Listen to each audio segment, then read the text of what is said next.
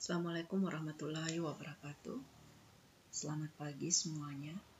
Dimanapun berada, harapan saya kalian semua dalam kondisi yang sehat, selalu dalam lindungan Allah Subhanahu wa Ta'ala, insya Allah. Amin. Baik, untuk minggu ke-9 ini ya, kita sudah masuk ke dalam materi UAS, ujian akhir semester ya. Dan untuk APGA itu di-handle oleh saya dan Pak Raupong. Sementara untuk APGB itu di-handle oleh Ibu Siti Sahariman dan saya. Dan mulai minggu ke-9 ini sudah ada pergantian dosen ya. Baik, pada minggu ke-9 ini ya, kita akan masuk ke dalam model regresi multivariate dan korelasi kanonik. Berhubung karena pembelajaran daring masih terus berlanjut, ya, sehingga metode perkuliahan kita itu masih melalui metode online dan kalian wajib untuk memperhatikan isi dari video ini. Selain itu juga materi-materi lengkapnya itu sudah di-upload masuk ke Sekolah, sehingga nanti kalian akan mendownload file-file yang dibutuhkan di sana ya. Masuk ke dalam alur pembelajaran minggu ke-9. Oke. Nah, untuk materi kita kali ini kalau kalian lihat ada dua pendekatan yang saya gabung, yaitu model regresi multivariate dan korelasi kanonik. Kenapa? Ini karena tujuannya sebetulnya adalah supaya pada minggu ke-10, yaitu minggu depan itu kalian sudah bisa masuk ke praktikumnya ya, praktikum untuk dua pendekatan, yaitu model regresi multivariate dan korelasi kanonik. Jadi minggu ini kami akan memberikan dasar-dasar konsep dari dua pendekatan ini. Jadi yang pertama kita lihat adalah tentang model regresi multivariate. Istilah ini mungkin saya yakin di antara kalian sudah familiar semuanya. Sudah sering membaca, sudah sering mendengar, bahkan barangkali sudah ada yang pernah bekerja dengan menggunakan model regresi multivariate. Istilah regresi. Nah, kalau kita berbicara mengenai regresi, tentu kemudian tidak lepas ada namanya variabel X dan ada namanya variabel Y. Lalu apa sih yang dimaksud dengan model regresi multivariate? Ya, orang biasanya menggunakan istilah analisis regresi linear multivariate ya. Itu adalah suatu model regresi linear yang melibatkan variabel respon itu lebih dari satu ya. Yang asumsinya itu saling berkorelasi dan melibatkan variabel prediktor satu atau lebih. Itulah yang disebut dengan model regresi multivariate. Nah, kalau kalian kembali pada pelajaran analisis regresi yang sudah kalian pelajari, maka jelas yang membedakan di situ adalah dari faktor variabel responnya. Yang kalian pelajari di situ hanya melibatkan satu respon. Adapun variabel prediktor itu boleh satu, boleh lebih. Ketika satu variabel prediktor, maka kita mengatakan itu adalah analisis regresi sederhana. Tapi ketika variabel prediktornya lebih dari satu, maka kita mengatakan itu adalah model regresi berganda. Ya. Misalkan kita memiliki variabel respon yang berjumlah M, yaitu vektor Y1, Y2 sampai dengan Yn. Jadi simbol yang garis bawah ini saya gunakan, ini menunjukkan bahwa ini adalah vektor ya. Vektor Y1, Y2 sampai dengan Ym. Jadi variabel respon itu ada sebanyak M. Dan variabel prediktor itu berjumlah R, yaitu set 1, set 2 sampai dengan set R. Ini artinya bahwa variabel prediktor kita itu ada sebanyak R. Maka model regresi linear multivariate M respon itu bisa dinyatakan seperti ini. Vektor Y1 sama dengan B01 ditambah B11 dikali dengan vektor Z1. Ditambah seterusnya beta R1 dikali dengan vektor ZR ditambah dengan vektor E1. Y1 itu adalah respon yang pertama. Beta 01 ini adalah intercept untuk model respon pertama. Beta 11 ini adalah koefisien regresi pada prediktor yang pertama untuk model pertama. Beta R1 ini adalah koefisien regresi untuk prediktor ke R untuk model yang pertama. Kemudian E1 error ini adalah faktor error pada respon yang pertama. Nah, begitu seterusnya sampai respon yang kedua sampai dengan respon yang ke M. Yang mana vektor Y1, Y2 sampai dengan YM inilah yang kita sebut dengan respon yang sebanyak M. 1, 2 sampai M. Selanjutnya beta 1, beta 0, beta 1 sampai beta R ini adalah koefisien regresi pada setiap respon, ya. Z1 sampai dengan ZR itu adalah prediktor pada setiap R. Kenapa kemudian di sini dinyatakan sebagai vektor? Ya, karena vektor Z1 itu memuat elemen-elemen dari prediktor sebanyak sampel. Ya, begitupun dengan Y1. Y1 juga memuat elemen-elemen respon ke 1 sebanyak sampel. Ya. Selanjutnya yang E1 yang ini E2 sampai EM itu adalah error pada setiap M. Nah, bila kita uraikan dalam bentuk matriks, maka kita bisa menuliskan seperti ini. Yang pertama vektor Z. Sebuah vektor Z yang bisa kita tuliskan dari bentuk yang pertama tadi itu adalah suatu matriks yang berukuran N kali R plus 1 dengan elemen-elemen isinya seperti ini. Z10, Z11, Z1R. Ya, Z20, Z21 sampai Z2R. Kemudian Zn N0, Zn1, Znr. Ya, yang mana untuk kolom yang pertama di sini itu bisa kita nyatakan sebagai vektor Z0.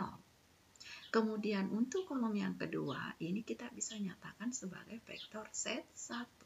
Elemen-elemen data dari prediktor yang pertama. Selanjutnya untuk Z1R sampai Znr itu adalah vektor ZR. Ini adalah elemen-elemen dari prediktor ke R. Sehingga kalau kita perhatikan matriks ini berukuran N, barisnya sebanyak N, 1, 2 sampai N dikali R plus 1, 1, 2 sampai R ditambah dengan 1 yang Z0. Ya, selanjutnya kita masuk ke dalam vektor matriks beta. Matriks beta ini adalah matriks koefisien regresinya. Ya, yang isinya di dalam itu adalah beta 01, beta 11 sampai dengan beta R1. Nah, untuk yang kolom pertama ini itu adalah koefisien regresi untuk respon yang pertama, sehingga kita bisa nyatakan sebagai vektor beta 1. 1 untuk respon yang pertama.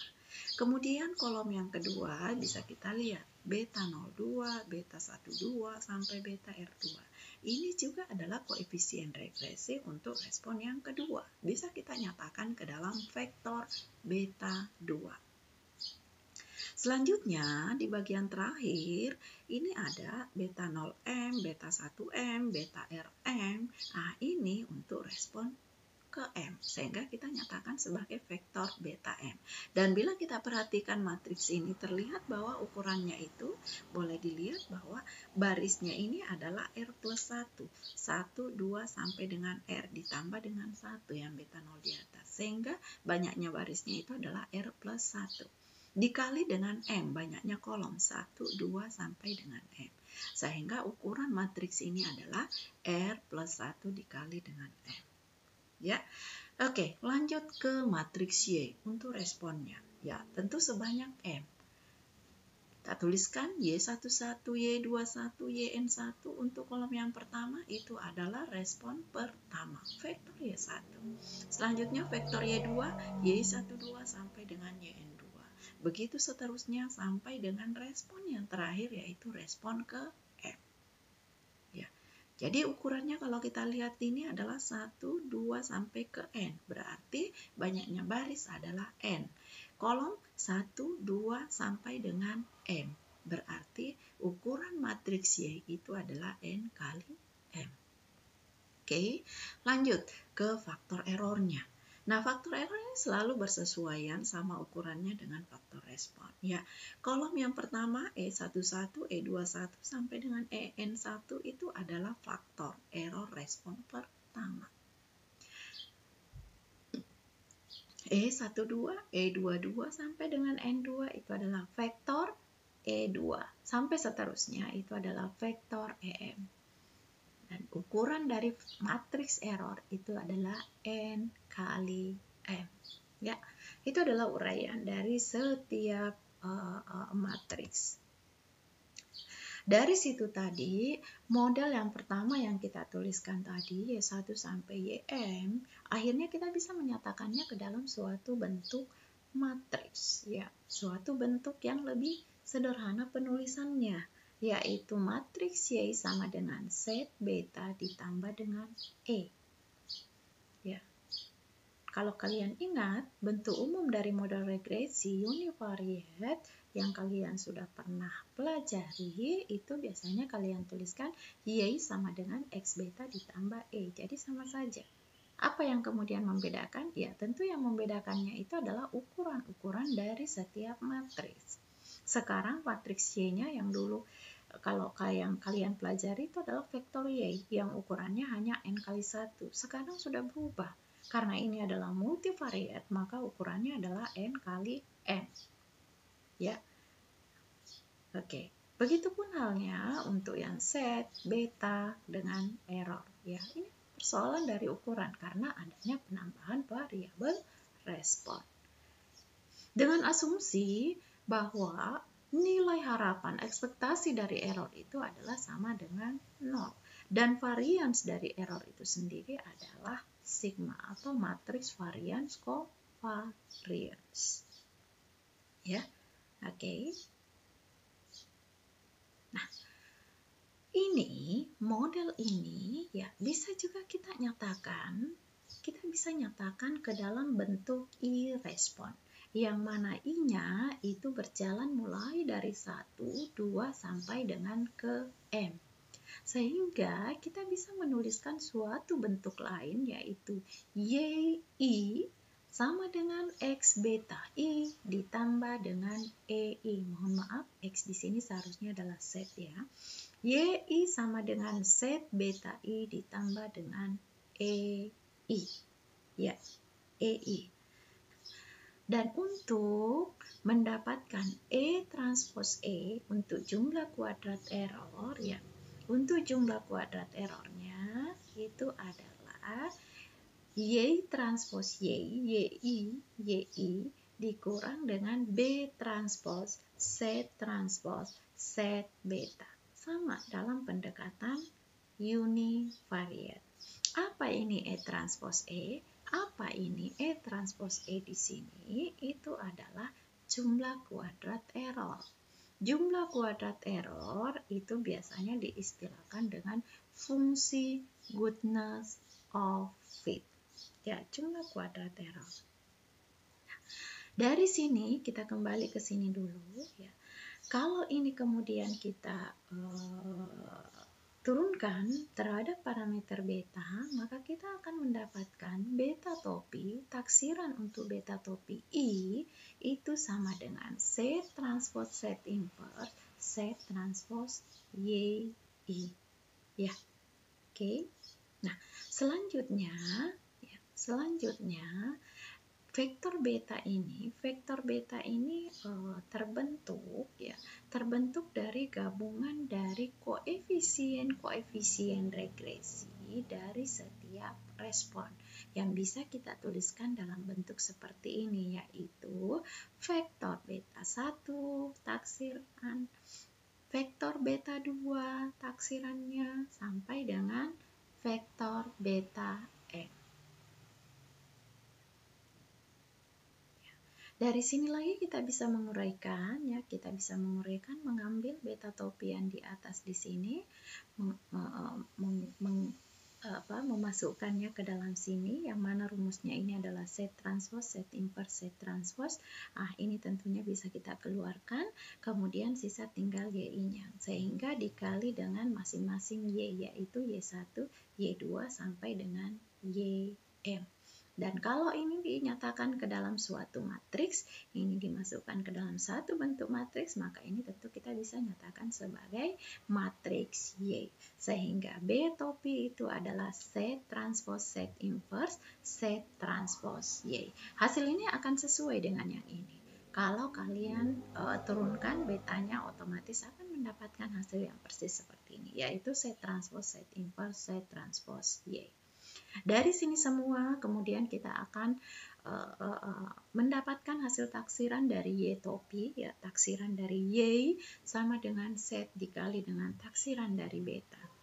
Selanjutnya untuk jumlah kuadrat total, yaitu Y transpose Y, itu rumusnya adalah jumlah kuadrat taksirannya yaitu Y topi transpose Y topi ditambah dengan E transpose E. Jadi ingat, jangan sampai ada lagi yang salah. Penulisan kuadrat itu kalau E kuadrat, E berpangkat 2, kalau dalam bentuk matriks itu dinyatakan dengan E transpose E, ya. Tidak boleh kalian menuliskan E berpangkat 2 sementara ini adalah suatu matriks atau vektor. Oke. Lanjut. Ada satu ilustrasi di sini yang ditampilkan, ya. Contoh soal ini diambil dari bukunya Richard, seperti dalam textbooks yang sudah disiapkan di dalam Sipola, ya. Satu contoh soal yang ditampilkan di sini hanya ada satu variabel prediktor, yaitu set 1, 0, 1, 2, 3, 4. Kemudian kalian lihat ada dua variabel responnya, yaitu Y1 dan Y2 dengan data seperti ini. Sehingga kalau kita mau membuat suatu matriks set, kita bisa nyatakan seperti ini, ya. Kolom yang pertama itu adalah vektor 1. Kenapa vektor 1? Ini adalah bagian dari koefisien regresi beta 0 untuk intercept. Sementara 0, 1, 2, 3 itu adalah data dari set 1. Dengan menggunakan rumus-rumus yang sudah diberikan, set transpose, set inverse, ya, kalian sisa menghitung, transposkan ini, kemudian kali dengan ini, cari inverse-nya, didapatlah nilai angka-angka seperti ini. Nah, selanjutnya kita bisa menghitung berapa nilai koefisien regresi pada respon pertama dan berapa nilai koefisien regresi pada respon yang kedua dengan menggunakan rumus yang ini. Sehingga didapatlah beta 1 topi itu adalah 1, 2, dan vektor beta 2 topi itu adalah minus 1 dan 1. Selanjutnya, ya, kita gabungkan koefisien regresi itu menjadi beta topi, ya, menjadi beta topi sama dengan 1, 2 minus 1, 1. Jadi sekarang koefisien regresinya ukuran 2 kali 2, yang mana kolom yang pertama itu adalah koefisien regresi untuk respon yang pertama, dan kolom yang kedua itu adalah koefisien regresi untuk untuk respon yang kedua. Dari sini kemudian kita dapatkan taksiran model untuk respon yang pertama adalah 1 ditambah 2 Z1, dan taksiran model untuk Y2 itu adalah minus 1 ditambah dengan Z2. Selanjutnya kita juga sudah bisa menghitung nilai-nilai taksiran untuk respon, baik pada respon pertama dengan respon yang kedua, dengan rumus set dikali dengan beta topi. Sehingga didapatlah hasil Y1 13579 dan Y2 topi hasil taksirannya itu adalah min 1012. 3. Tentu kalian bisa bandingkan bagaimana perbedaannya dengan hasil data yang sudah diperoleh, yaitu Y1 dan Y2.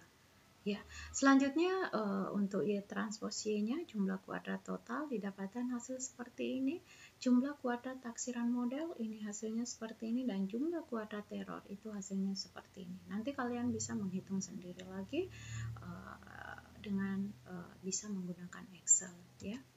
Oke.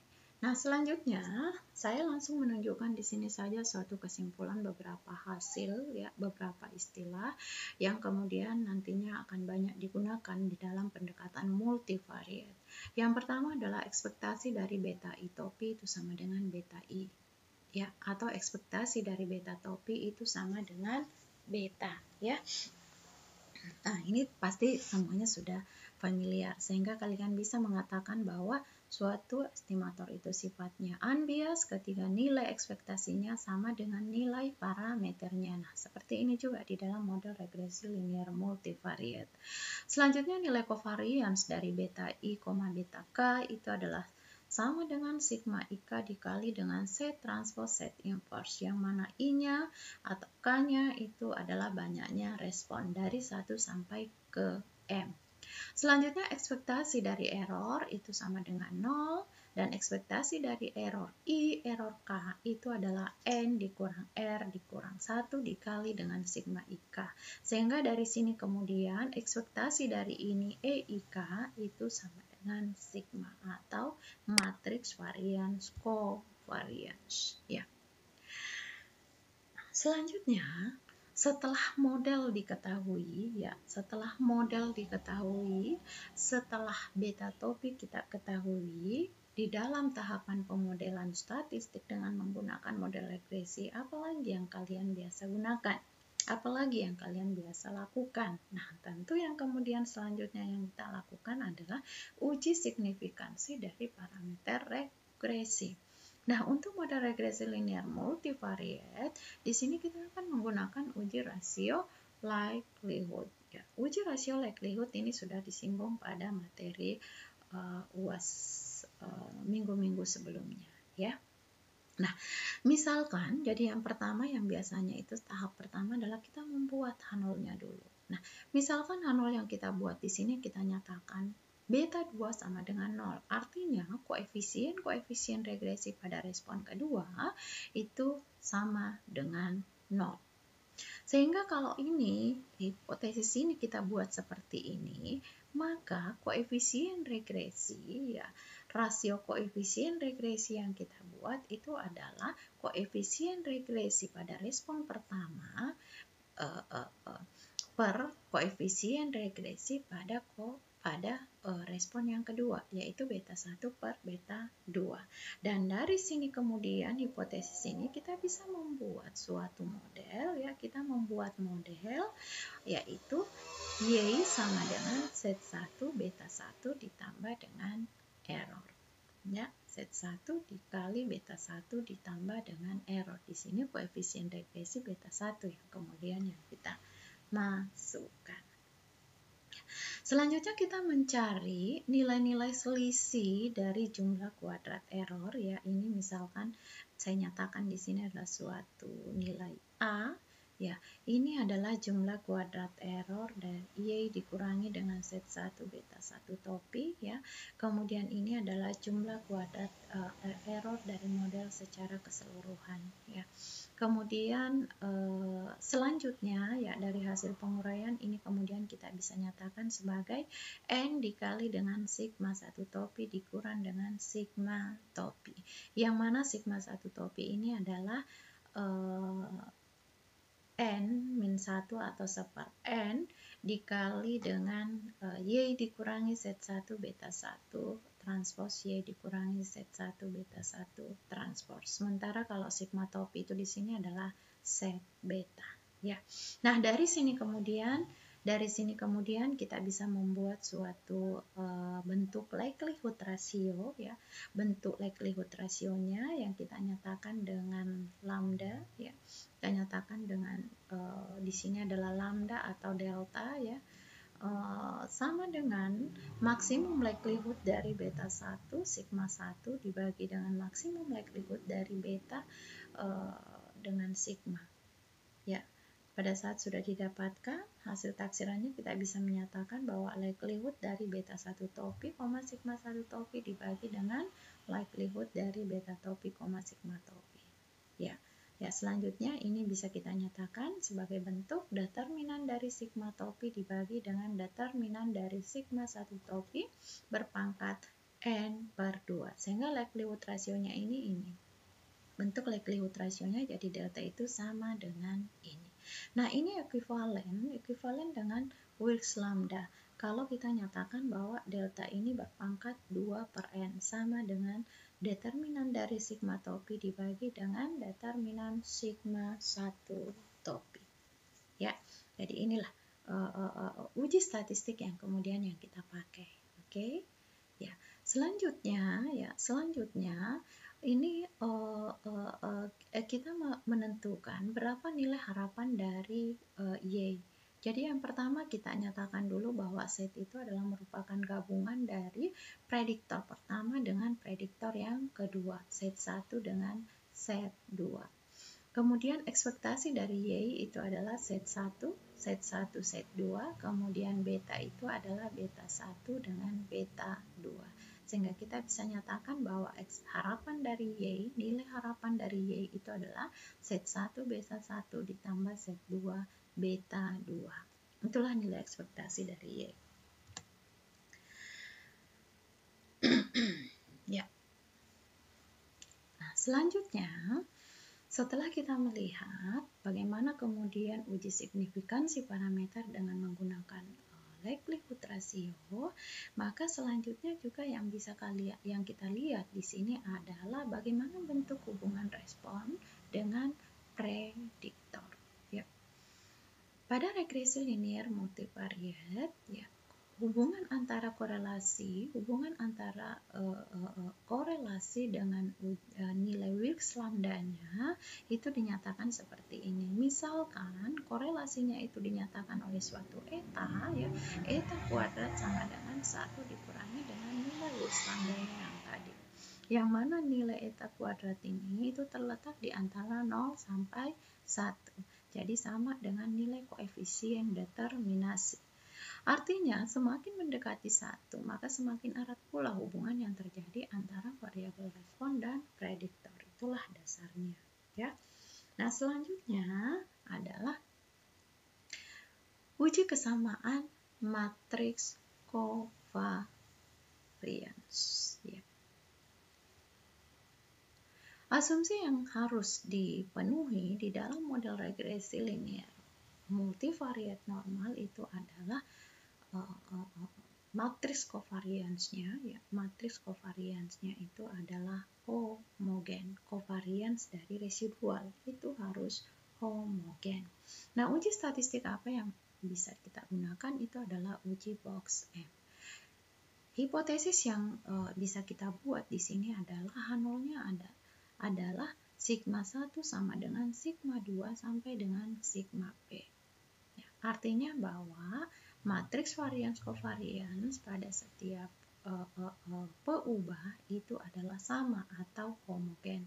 Hal tandingannya minimal ada satu yang tidak sama. Sehingga matriks variance covariance residualnya kita anggap tidak homogen atau heterogen.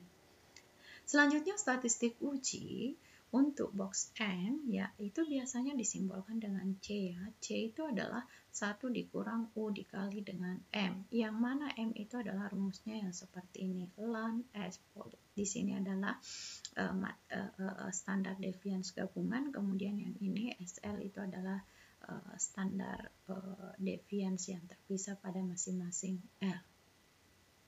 Dasar pengambilan keputusannya, H0 ditolak apabila nilai C yang didapat di sini itu lebih besar, sama dengan dari nilai X kuadrat. Ya, di sini dibandingkan dengan nilai tabel X kuadrat. Selanjutnya asumsi yang kedua yang harus dipenuhi di dalam model regresi linear multivariate normal itu adalah uji independensi residual. Independensi residual itu artinya bahwa di antara residual itu tidak boleh saling berkorelasi. Statistik uji apa yang digunakan? Itu biasanya menggunakan uji Bartlett dengan menggunakan matriks korelasi sampel. Misalkan matriks korelasi sampelnya di sini kita nyatakan dengan R besar. Berarti H0 yang kita buat di sini adalah R besar, matriks korelasinya itu sama dengan matriks identitas. Kenapa matriks identitas? Karena matriks identitas itu isinya adalah diagonal 1. Korelasi itu bergerak mulai dari 0 sampai 1. Nah, selanjutnya H tandingannya tentunya adalah matriks korelasi itu tidak sama dengan matriks identitas. Apa yang terjadi ketika H0 yang diterima? Itu artinya bahwa tidak ada korelasi antara residual, dan inilah yang kita harapkan. Tetapi bagaimana kalau H1-nya yang diterima, H0 ditolak? Itu artinya ada korelasi yang terjadi pada residual, ya. Selanjutnya untuk statistik ujinya kita cukup menggunakan rumus yang ini. X kuadrat hitungnya rumusnya seperti ini. Ln daripada determinan dari ln R. Selanjutnya tolak H0. Dasar pengambilan keputusan. Ditolak H0 ya, ketika X kuadrat hitung itu ya lebih besar daripada nilai X kuadrat tabel, ya. Oke.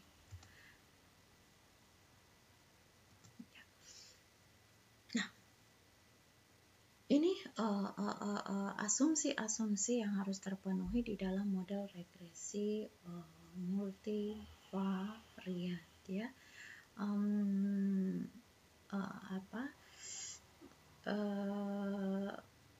Apa yang harus kita lakukan ketika asumsi-asumsi itu tidak terpenuhi, ya. Tentunya seperti yang sudah kita pelajari sebelum-sebelumnya, bahwa biasanya yang pertama yang selalu dilakukan orang itu adalah transformasi data, ya, transformasi data. Tapi ketika yang penanganan standar sudah kita lakukan, sudah kita transformasi, masih saja seperti itu, sudah menggunakan pembobot, ya. Yang kedua itu yang biasanya menggunakan pembobot tapi masih seperti itu, ya, tentu kita harus berpikir untuk menggunakan pendekatan-pendekatan lain yang memang sudah dikembangkan untuk mengatasi setiap masalah yang terjadi di dalam suatu model statistik. Begitupun halnya pada model regresi linear multivariat. Nah, itulah barangkali materi yang bisa saya sampaikan tentang model regresi linear multivariat, ya. Nah, adapun masalah pertanyaan-pertanyaan yang terkait dengan materi ini itu bisa kalian tuliskan di Sikola, ya, di forum diskusi. Di sana nanti kita akan berdiskusi, ya, diskusi itu terbuka untuk semuanya, ya. Oke. Nah, selanjutnya barangkali saya masuk dulu ke pendekatan yang kedua yang akan kita pelajari hari ini, yaitu korelasi kanonik. Ya, korelasi kanonik, ya, mungkin ada yang baru mendengar, tapi saya yakin ada juga yang sudah biasa membaca, ya, istilah korelasi kanonik. Korelasi kanonik ini muncul dalam pendekatan multivariat. Apa itu korelasi kanonik? Korelasi kanonik adalah salah satu metode di dalam peubah ganda atau multivariat yang menyelidiki bagaimana bentuk keeratan hubungan antara dua gugus variabel. Ya. Di sini kita menggunakan istilah gugus. Dua gugus ini artinya adalah satu kelompok, ya. Jadi bisa dilihat di sini untuk variabel respon, ya, terdapat satu gugus, yaitu satu kelompok respon yang memuat Y1, Y2 sampai dengan YP. Ini adalah gugus prediktor. Kemudian kita lihat lagi untuk X1, X2 sampai XG, ini juga merupakan satu gugus, satu kelompok. Yang ini tadi adalah kelompok respon, sementara yang ini adalah gugus prediktor. Itu mulai dari X1, X2 sampai dengan XG. Ya, jadi ada dua gugus yang terbentuk. Hal lain yang kemudian yang dapat dilihat dalam korelasi kanonik itu adalah bagaimana bentuk struktur kanonik dari setiap gugus variabel, baik dari respon sendiri maupun dari prediktor itu sendiri. Ya.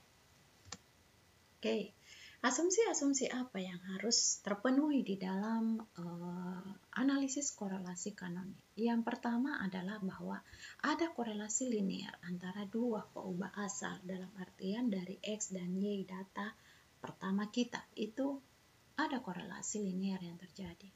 Ya.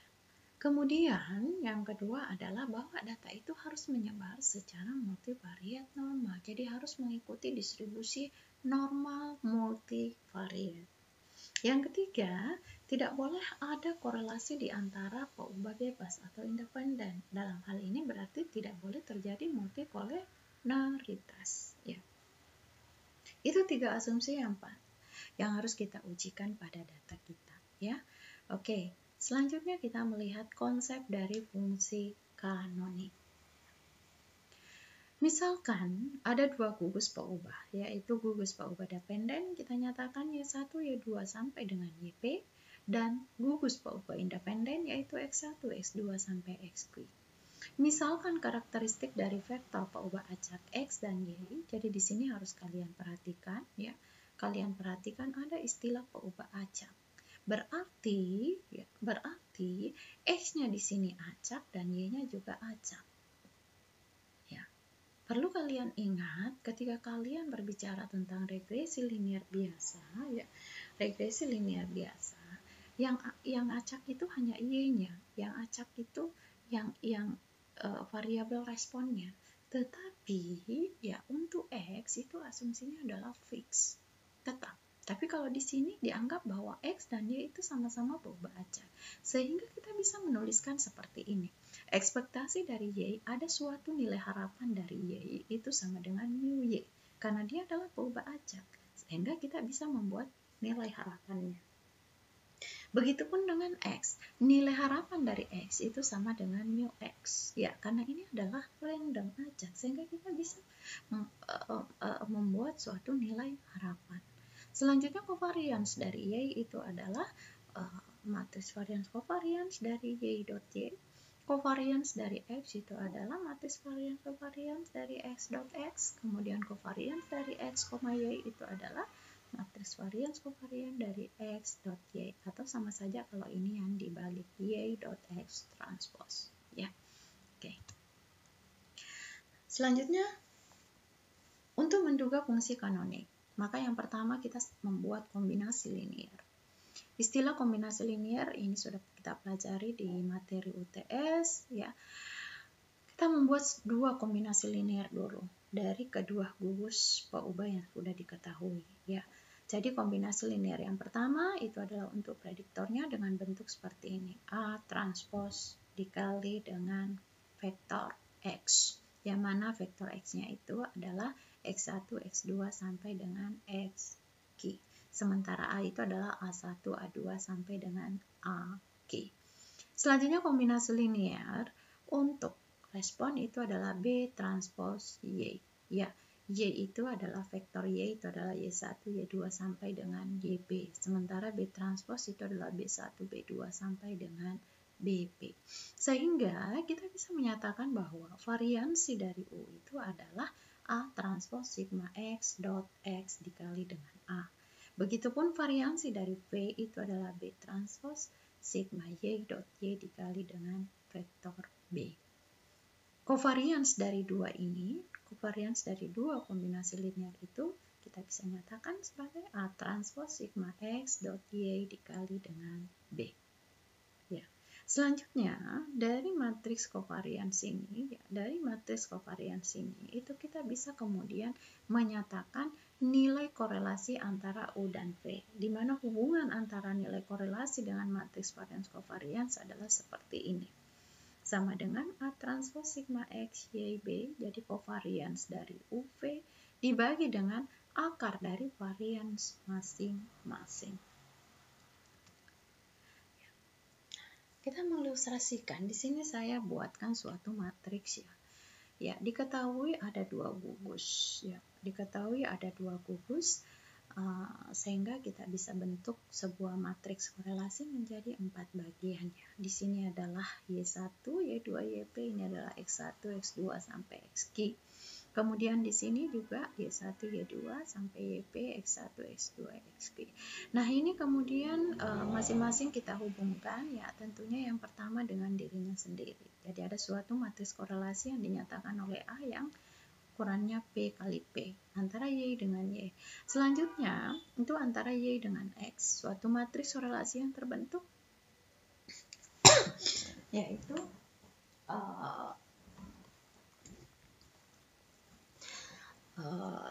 korelasi antara Y dengan X itu adalah matriks C dengan ukuran P kali Q.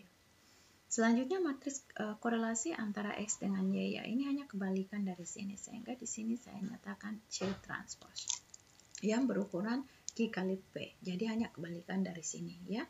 Nah, selanjutnya di sini ada matriks B yang terbentuk yang berukuran Q kali Q. Q kali Q, ya itu adalah korelasi antara X dengan dirinya sendiri.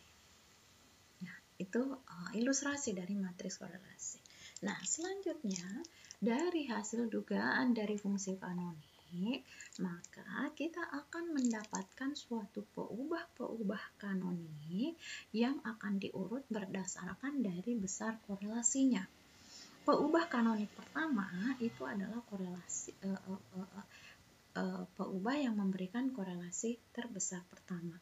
Bisa dinyatakan sebagai U1, V1. U1 adalah A1 transpose X kombinasi linear, untuk V1 ya seperti ini. Dengan varian tentunya adalah sama dengan 1 sama dengan 1. Dengan korelasi antara U1 V1 itu dinyatakan dengan ρ1.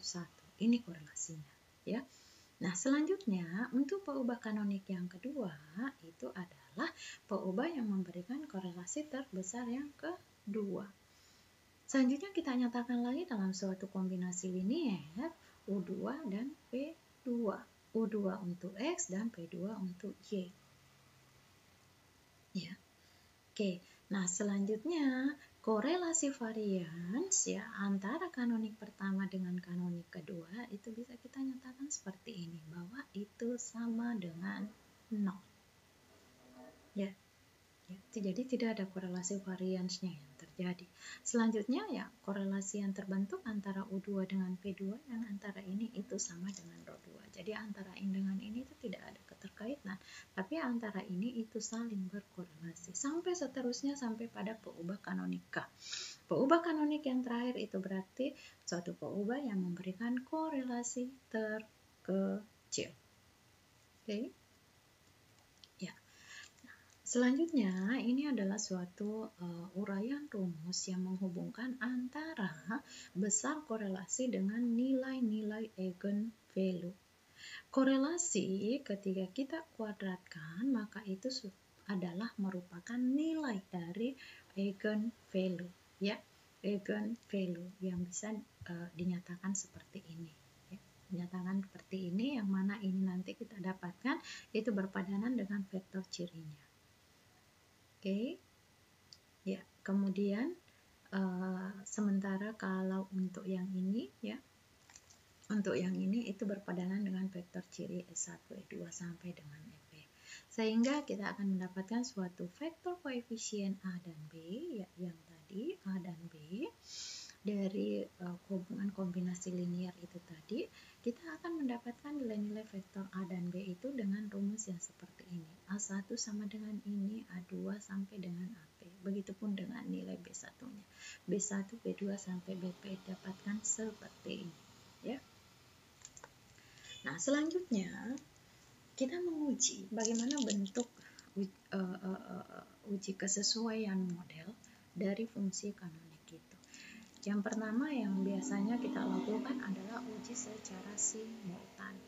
Uji secara simultan ini adalah untuk melihat apakah peubah-peubah kanonik itu berhubungan secara simultan dalam fungsi kanonik yang terbentuk. H0-nya di sini adalah sigma dari XY itu sama dengan 0 dan H tandingannya sigma XY-nya itu tidak sama dengan 0, ya. Jadi ini yang kita nyatakan matris variance-nya ya, matris variance covariance-nya. Sehingga statistik uji yang digunakan yaitu uji Wilks lambda ya. Uji Wilks lambda dengan mengambil nilai-nilai variance, nilai-nilai standar deviance dari setiap peubah baik pada X maupun pada Y. Sehingga dari uraian rumus kita dapatkan suatu statistik uji seperti ini. Min N kurang 1 kurang 1/2 dikali P tambah Q ditambah 1, yang mana P-nya itu adalah banyaknya respon, Q banyak prediktor ya. Kemudian learn perkalian dari mulai dari 1 sampai P banyaknya respon dari koefisien korelasi ya, koefisien korelasi kuadrat. Jadi dari nilai eigen value-nya itu dibandingkan dengan nilai X kuadrat tambah. Oke, nah selanjutnya bagaimana uji secara parsialnya ya, menguji signifikansi dari setiap peubah kanonik ya, peubah kanonik atau korelasi kanonik. H0-nya di sini adalah ya, kita melihat satu-satu bagaimana rho 1-nya, bagaimana rho 2-nya sampai dengan rho K dan seterusnya ya. Seterusnya. Kemudian H tandingannya ya minimal ada satu yang tidak sama dengan 0. Oke. Ya, selanjutnya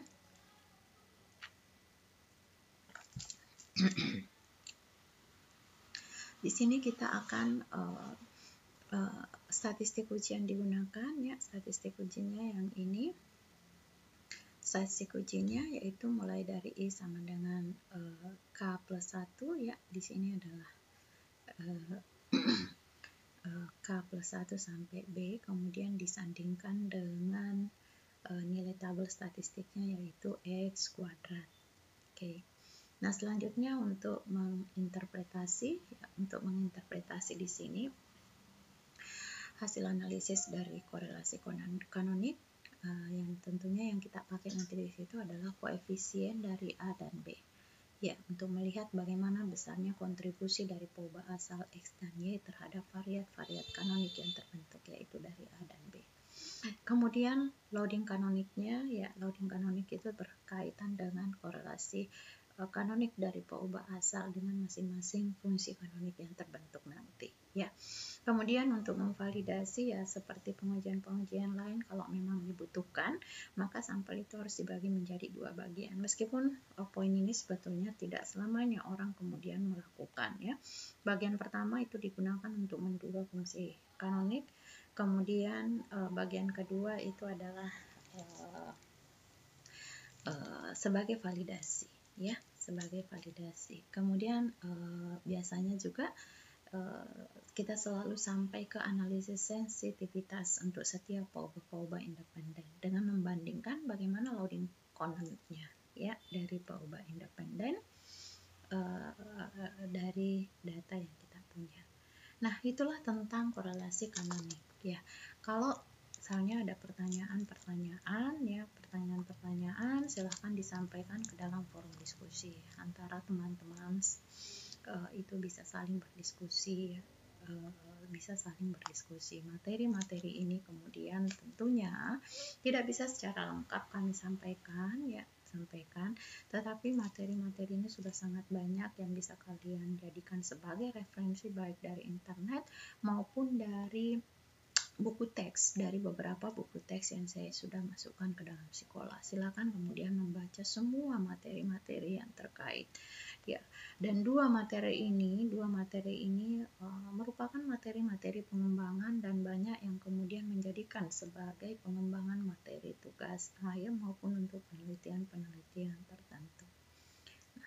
Baik, setelah minggu ini kita mempelajari tentang multivariat normal dan korelasi kanonik, maka di minggu depan, yaitu di minggu ke-10, itu akan dilaksanakan praktikum ya, praktikum pertama yang materinya tentang regresi multivariat normal dan korelasi kanonik. Jadi praktikum itu di minggu ke-10 ya, bukan 9. Ya, kemudian ada tutorial. Tutorial nantinya itu kalian bisa download di sekolah, ada di alur pembelajaran minggu ke-10. Sehingga di minggu depan itu kalian bisa belajar secara mandiri. Sisa memperhatikan bagaimana tahapan-tahapan yang ada di dalam tutorial untuk dua pendekatan tersebut. Nah, selanjutnya hasil analisis kalian, ya hasil analisisnya nanti yang kalian kerjakan di dalam software R, itu hasilnya kalian upload masuk ke bagian tugas ke-8 untuk minggu ke-10. Ya, itu barangkali dari saya. Sekali lagi saya sampaikan bahwa silahkan segala bentuk pertanyaan disampaikan di forum diskusi di sekolah. Terima kasih. Assalamualaikum warahmatullahi wabarakatuh.